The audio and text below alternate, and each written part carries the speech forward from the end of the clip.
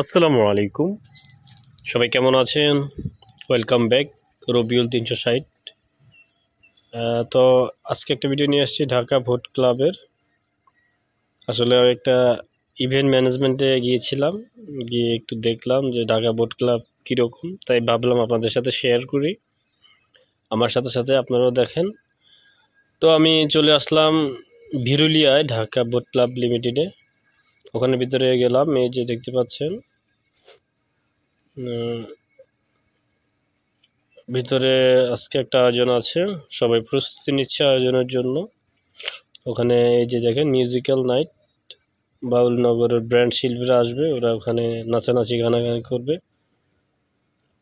তো সকলেই ব্যস্ত প্রস্তুতি নিতে, কেউ স্টেজ সাজাতে, কেউ কেউ বা মানে নানান কাজে নানান মানুষ বিভিন্ন কাজে ব্যস্ত, তারা প্রস্তুতি নিচ্ছে। রাতের মধ্যেই শুরু হবে তাদের ইভেন্ট। তো গিয়ে দেখলাম ভিতরে স্টেজ সাজাচ্ছে, দেখতে পাচ্ছেন। আমি একটু একটু হাঁটি হাঁটি পা করে সামনে এগোচ্ছি। তো খারাপ না, আসলে আমি আমার কাজের পারপাস আমি ভিডিও করে মানে দিনের বেলায় চলে এসেছি। আপনার ইভেন্টটা ছিল রাত্রে, তারা প্রস্তুতি নিচ্ছে, দেখতে পাচ্ছেন স্টেজ।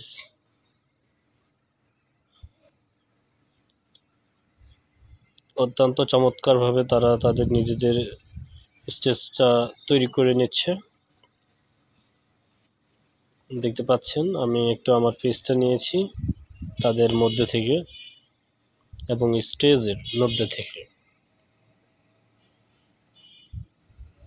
ঘুরে ঘুরে দেখলাম কোথায় কি হচ্ছে, কোথায় কারা বসবে, কোথায় গিয়ে তারা রেস্ট করবে, তারপরে তারা কোন পথ দিয়ে আসবে, সমস্ত কিছুই সাজাচ্ছে, সবাই সাজিয়ে গুজিয়ে রাখছে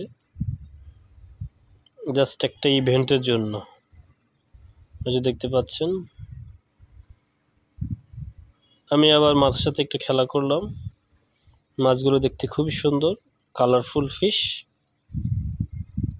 ন্যাচারাল।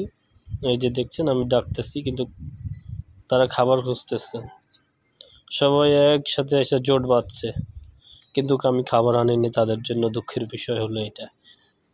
বলছে পরের বার নিয়ে আসবে, বলছে তোমাকে আর চিনবো না, পরের বার আসলে আমাকে আর পারবে কিনা জানতে।